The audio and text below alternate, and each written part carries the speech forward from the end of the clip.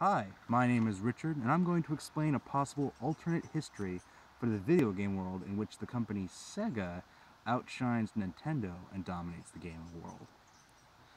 In 1983, the video game market began to fall apart as companies started going bankrupt, and stores started selling video games at ridiculous bargain bin prices. Why?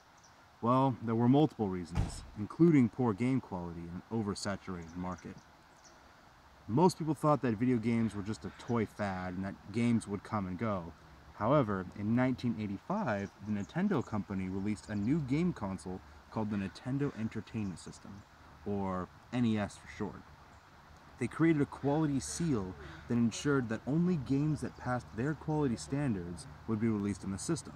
So the high amount of terrible games had been reduced and caused Nintendo to shoot into the limelight as the dominant company in the video game industry.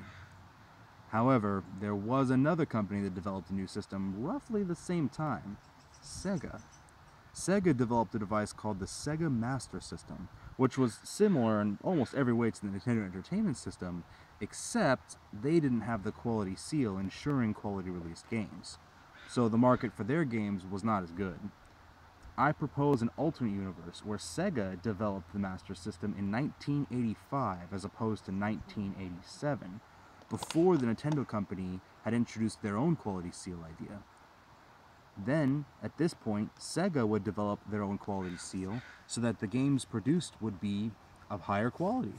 This would cause them to become a dominant force in North America early on, and with the quality seal that they would develop, hundreds of quality games that would improve Sega's overall market. At that point, the Nintendo company would be forced to release their games in the European countries they'd originally intended, and they would be forced to switch sides with Sega, having the popularity in Europe for Nintendo and the popularity in North America for Sega. Roughly around 2001, the Nintendo company would eventually start to die out in the console industry due to their lack of sales and would be forced to go into just game design, meaning that Nintendo will only be developing games and no longer systems. This would mean that devices like the Wii and Wii U will never be developed, and instead, Sega will have equivalents of those systems released and become the dominant system and the dominant owners of systems in the near future.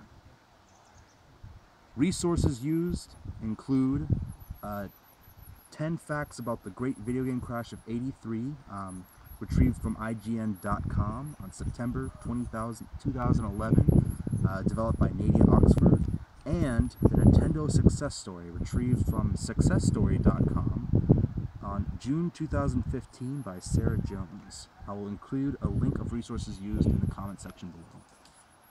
Thanks.